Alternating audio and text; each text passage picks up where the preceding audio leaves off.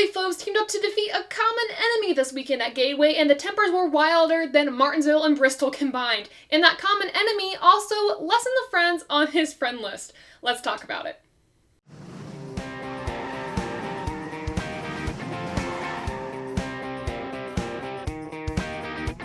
This episode of Above the Yellow Line was delivered to you by DoorDash. Get more to your door with DoorDash. Make sure you use the promo code NASCAR30 and get 30% off your first order. This offer only available on new DoorDash accounts. Hey race fans, it's Taylor, and welcome back to Above the Yellow Line, the show where we talk all about the NASCAR Cup Series. Cup Series and the Truck Series went to Gateway this weekend, and then the Xfinity Series went to Portland, and that race, oh my goodness, it was fun at first, and then in stage 3 we started getting wreck after wreck, second after second. It was fun though while it lasted, but talking about the Truck Series though on Saturday, my sincerest hopes and prayers go out to Carson Hocevar, who was taken to a local hospital following a last lap wreck. He said after the fact was an issue with his ankle, so he was going to talk to a specialist first and then get back to all of us with updates, but prayers go out to him, his family, and his team as he is recovering from an injury. But with the Cup Series, we knew we were going to have drama going into the weekend with all the spins, the wrecks, the tire issues during practice and qualifying. But then we had the race, and I wasn't expecting the amount of drama that we actually got. So let's talk about the results. There is one driver in the field that has a history of winning at new tracks, at least as of recently. That guy is Joey Logano. He is your winner from this weekend's race at Gateway, the Enjoy Illinois 300. The rest of your results are as follows, with Kyle Busch finishing in second place. Kurt Busch in third place. He didn't give his brother the push he needed to get the win, but Kurt was hustling all day long. Ryan Blaney in fourth place, always a bridesmaid, never a bride for that 12 team. Fifth place was Eric Almirola. A great effort from Eric all day long. He was within the top 10, got stage points in both stages. Very impressive from that 10 team. Truex finished in sixth place for his 600th career Cup Series start. Then Eric Jones in seventh, a very valiant effort from that team, top finishing Chevy of the day. Then right behind him is Ross Chastain, and we'll talk about that. We'll talk about Ross Chastain finishing in eighth place. Ninth is Christopher Bell, and 10th, AJ Allmendinger. He actually won at Portland in the Xfinity Series, then came to the Cup Series at Gateway and finished with a top 10 finish. A very good job for that team from Colleague Racing. Let's discuss your notable drivers who finished outside the top 10, starting with Tyler Reddick in 16th position. Now, it started off as a really good day, and unfortunately for Tyler Reddick, he always feels like he's going to win. He's really, really close, and then backtracking with issues, whether it's a tire issue, a spin, pit road, whatever. All those things kind of happened at Gateway. So it started off with stage 2. He had equipment leaving the pit box. The gas can got stuck in the car, so we had to go to the rear for that. And then in stage 3, with around 50 laps to go, Tyler Reddick spun out. I don't believe it was a tire issue. It just looked like he went way too far, and he pushed the car way too far, more than it should have, and it spun out on him. So it was very, very unfortunate for that 8 team, and he was clearly frustrated in his in-car radio. His team's maybe probably frustrated as well. There's a win coming for Tyler Reddick. I just don't know when it's going to be, and I'm hoping it's this year because right now he is teetering on that playoff line in and out. So let's hope for the best for Tyler Reddick in the future, but just not a good weekend at the Enjoy Illinois 300. Now let's go to a positive. Zane Smith finished 17th in his first Cup Series career start. He was filling in for Chris Buescher, who had to follow COVID protocols, but let me just say, if you're able to finish in the top 20 on your first Cup Series start, that is impressive, especially with all of the tire issues, all the spins, all the drama, everyone trying to wreck each other out. Zane Smith was able to maintain his position, which was very, very impressive. Before this race, I thought that Zane Smith was a top Ford prospect, and literally this race just solidified it. Any team would be lucky to have him, whether it's Truck again, or whether it's Xfinity next year, or Cup the following year. I don't even know, but I'm excited for Zane Smith's future because he proved that it is very, very bright.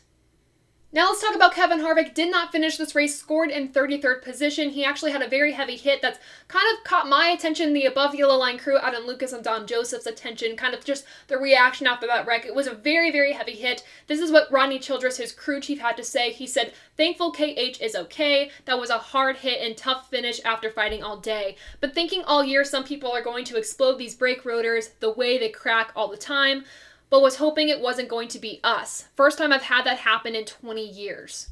So we're halfway through the regular season, so we're going to start to figure these cars out, start to figure out their flaws, what NASCAR really needs to focus on. Now, in my opinion, these composite bodies, they were a really big deal going into this season, that they're supposed to take more impact, less damage.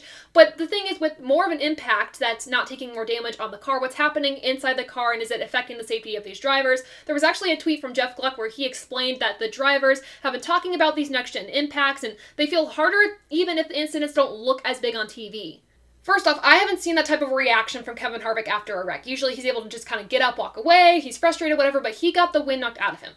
First off, that is concern for me, because he's usually able to handle those types of wrecks, but that hit on TV, like I said, did not look as bad as I thought, but inside the car I can only imagine. So for me, I'm hoping NASCAR is able to kind of look at this, assess what happened, what was the impact inside the car, listen to driver feedback, and get these cars safer. Because I know preseason testing, we saw that there were issues with safety in the car, even just to the heat inside the car that the drivers were worried about. So hoping NASCAR really takes a look at this hit, takes a look at the impact, and can make some changes to make these cars safer for the drivers.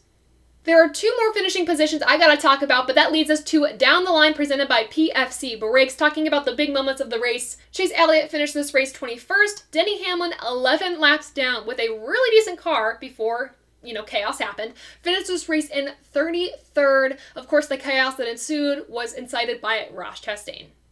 It's become very clear that Ross Chastain is not here to make friends, and then after seemingly dumping Denny Hamlin on the track and then kind of doing the same to Chase Elliott, spinning around the People's Champ, he's really subtracted from his friends list out on the track.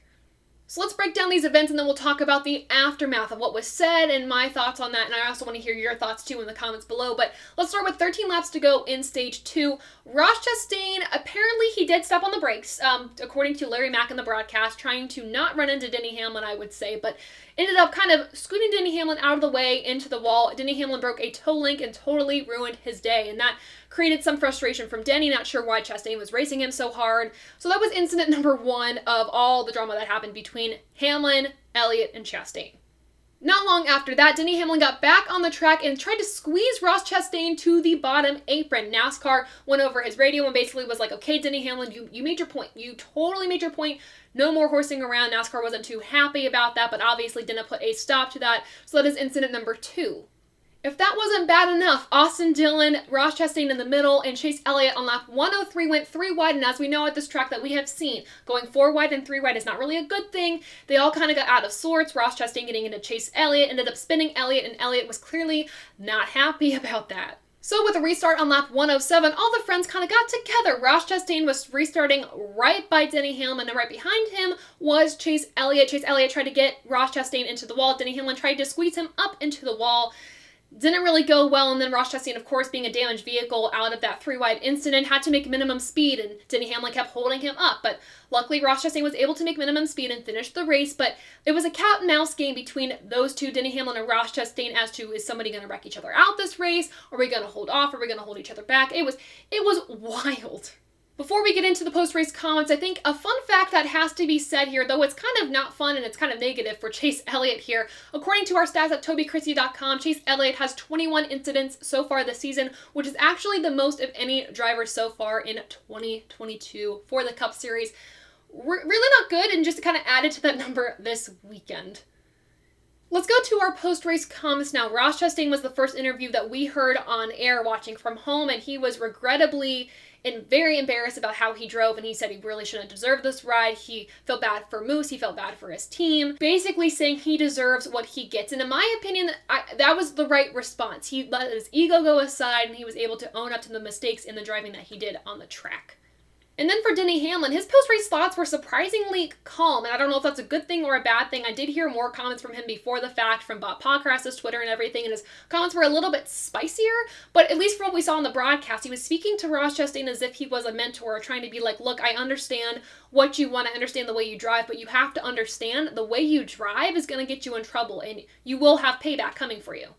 In an interview with Bob Pockrass, Denny Hamlin said, quote, "When you least expect it and when it means the most is when it comes back around."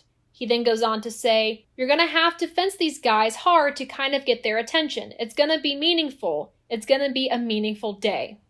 Here's what I like about those comments, and here's what I absolutely do not like about those comments. So first off, I agree with Denny Hamlin. Like I said, if you're going to race people a certain way, you're going to get that in return, and Denny Hamlin is obviously going to return the favor when it means the most. I think, too, if Ross is going to mess with a veteran driver, he has to know that they understand what payback means. They understand what retaliation is. They're going to hold it over you until it matters. So my question is Ross going to make it far into the playoffs, or are they going to let him go far enough to where he could be championship 4 worthy, making it into the round of 8, and then Denny Hamlin pays him back? I'm not sure, but it's very dangerous to mess with a veteran driver and the people's champ. So that's at least what I agree with his comments, but what I don't like is when he said you have to fence them. He said you have to fence them to get their attention, and I don't really like that. If we saw the wreck with Kevin Harvick, that was not intentional at all, but how hard he hit the wall and how his reaction was after that wreck, that's why I really brought it up when we were talking about the results. If that was unintentional, imagine what an intentional wreck is going to look like, how that's going to feel inside the car, how that could injure a driver. I don't like that, and we know even Denny Hamlin has talked about how unsafe these cars can be at sometimes and how we still have to grow the safety with this Gen 7 car. I don't like that he's implying that he's willing to wreck Ross Chastain out, which could have an injury, which is intentional. That could bode bad for Denny Hamlin and also in terms of injury for Ross Chastain. Listen, I know the championship fight is going to have a lot of drama. You're going to draw up old conflicts. You're going to have enemies. I understand that. But I do not want these drivers to have that as their focus. They want to win a championship, right? So if you focus on, I need to get Ross Chastain back, I need to get Denny Hamlin back, I need to get back Joey Logano with William Byron. If they're going to focus on that during the playoffs, they're not doing their teams justice, and they're not focusing on the championship. They're just trying to beat the guy that made them almost lose it all. And that is not their focus. So as much as I love drama, I do not want to see that be the thing that gets a driver out of a championship. So I'm hoping they keep their eye on the prize, especially Denny Hamlin. He's got himself kind of out of a hole with 2 wins now. So he needs to focus on the positive after so far a pretty negative season with a lot of issues for him. So I would say if it comes down to junking Ross Chastain, he's going to do it, but it has to be to his benefit, not because he's mad at Ross. So long story short, I don't want to see this carry on into the playoffs, but if it does, I hope it's done properly, I guess. Let's just say I hope it's done properly. All right, so that was Down the Line presented by PFC Brakes. Now let's go into our point standings. Of course, we got to start with the above the yellow line points. I am now falling way behind, and I hate it, but with my race pick being Chase Briscoe, who started on the pole, things didn't go well for him early, and he wasn't really able to recover as well as I thought, but he still recovered nevertheless. So now I have 36 points. Then we have Brandon with 37 points, picking Austin Cindric to win this race. Then we have Dom picking Denny Hamlin. Not the best race pick. He picked well last weekend with Denny Hamlin as he won the 600, but this weekend it just did not work out for him. He has 39 points and leading the charge. Picking the winner, adding a bonus point to his score, was Adam, choosing Joey Logano. He now has 42 points.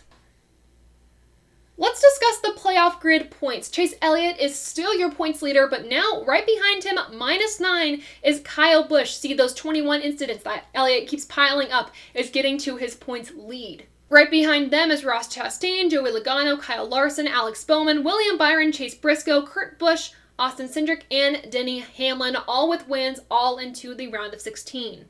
Then we have Ryan Blaney plus 120 to the good. Again, his lead is kind of subtracted. Truex right behind him plus 93. Then we have Bell plus 57, and then this is where things get a little tough. Eric Almirola is only plus 8 to the good, and then Tyler Reddick, now above the cutoff line, plus 2. However, this moved Kevin Harvick down below the cutoff line, -2. Then we have Eric Jones minus 26, Austin Dillon minus 29, and Suarez minus 60. So there's a pretty big gap between Suarez and Austin Dillon, and then we have Jones and Harvick with a pretty significant gap as well, with 24 points in between them. The fight going into the round of 16 is going to be intense, and I'm very excited for it. But we talked about the points, we talked about the results, we also talked about going down the line, that battle between Chastain, Hamlin, and Elliott being involved in that. Let's talk about our MVP of the week presented by SRI Performance. So the LVP of this race, this is obvious, and I hate to be obvious with these picks, but it's going to be Ross Chastain. Yes, he fought back for a 10th place finish, but necessarily, I don't really say that he fought back for a 10th place finish. He got that by moving other people out of the way, and yes, this race was filled with people moving each other out of the way because of a lack of passing, but the way he raced, I gotta say that puts him in the LVP category for this weekend. The MVP is also a little obvious too. We have an honorable mention, but I gotta give this one to Joey Logano this week. He was there when it mattered, and he had really cool cross maneuver moves that he did on Kyle Busch on the final shootout to get the win. So congrats to Joey Logano on being the SRI Performance MVP of the week. Obviously, like I said, we have an honorable mention, and that has to go to Eric Almirola. He finished top 10 in both stages 1 and 2, and a top 10 finish to close out the day. Plus, he also had a really cool car. So honorable mention goes to the 10 team of Eric Almirola. All right, to close out this recap, let's rate this race above or below the yellow line. I had a poll on Twitter asking you guys how you enjoyed the Enjoy Illinois 300. So here's what you all had to say. 38% of you said you liked this race, said it was great. 41% of you said this was a good race. 14% said okay, and 7% said bad.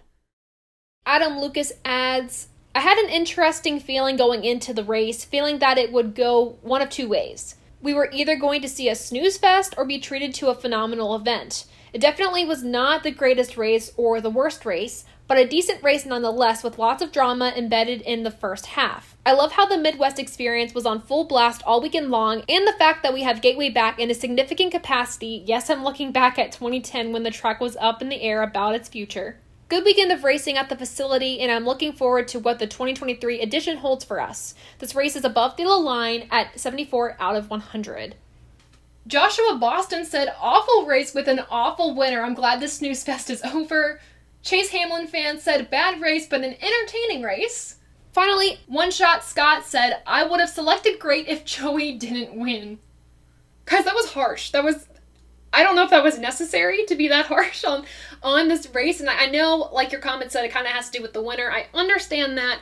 But overall, first off, if you saw the crowd that was there, if that doesn't scream we need more NASCAR in the Midwest, I do not know what does. That they were packed like sardines in the stands, and it was really cool to see. So please, NASCAR, if you're listening to this, give us more racing in the Midwest. I would love that being from Ohio. I know the fans would love that across the Midwest. So please do that for us.